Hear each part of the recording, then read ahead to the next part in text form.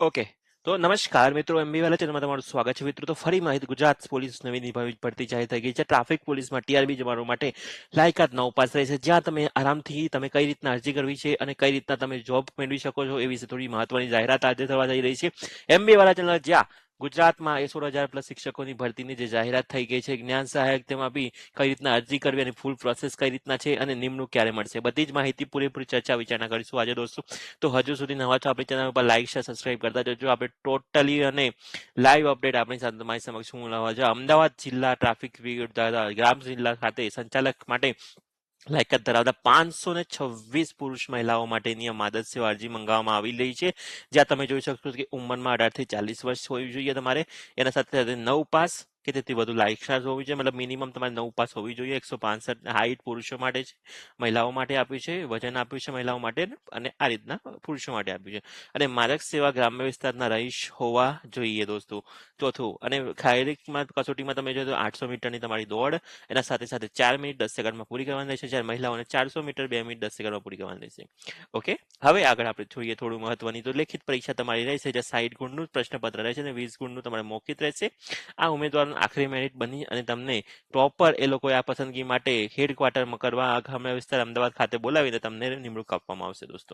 હવે બીજી એક માહિતી, ચાલો આપણે આગળ જઈએ અને થોડું આગળ આપણે માહિતી થોડી. તો આલિકા અહીંયા એ લોકોએ પ્રોપર બચાવ્યું છે. અરજદારે નીચે જણાવ્યા સરનામા પ્રમાણે 15/6/2026 અમદાવાદ ગ્રામ્યના તબાના પોસ્ટે પોલીસ કંટ્રોલ રૂમ ટ્રાફિક જિલ્લા ખાતે ફોર્મ મેળવી શકશે દોસ્તો. એના સાથે સાથે ઉમેદવારોએ ફોર્મ જે પોસ્ટે ખાતેથી મેળવેલ હશે તે આ વેબસાઇટ આપેલી છે દોસ્તો, ત્યાં જમાવા. મેં તમને પહેલા બી કહ્યું હતું કે હું બે વાલા ટેલિગ્રામ ઉપર બી જોઈન થઈ જાઉં. ટેલિગ્રામ પર લાઈવ અપડેટ આપી રહ્યો છું આ વેબસાઇટ સાથે.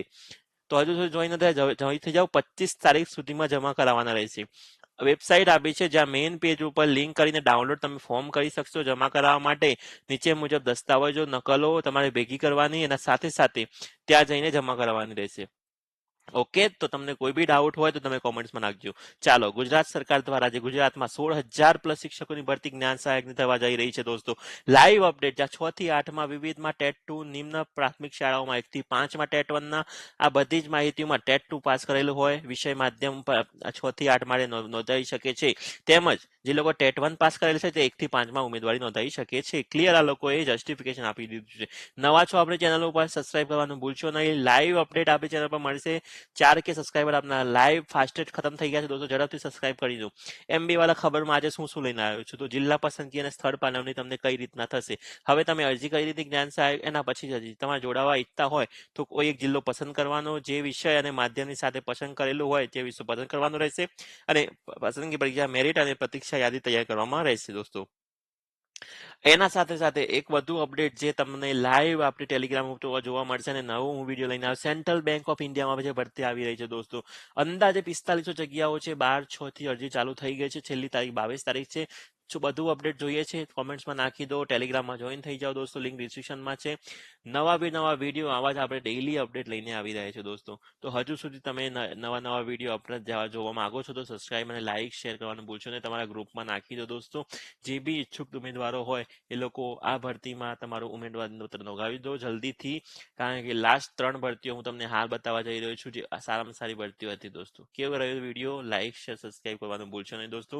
ધન્યવાદ દોસ્તો. ફરી મળીશું એક નવા અને જાણકારી વિડીયો સાથે દોસ્તો. હજુ સુધી સબસ્ક્રાઇબ નથી કરી, સબસ્ક્રાઇબ કરવાનું ભૂલશો નહીં દોસ્તો. ધન્યવાદ દોસ્તો. ધન્યવાદ.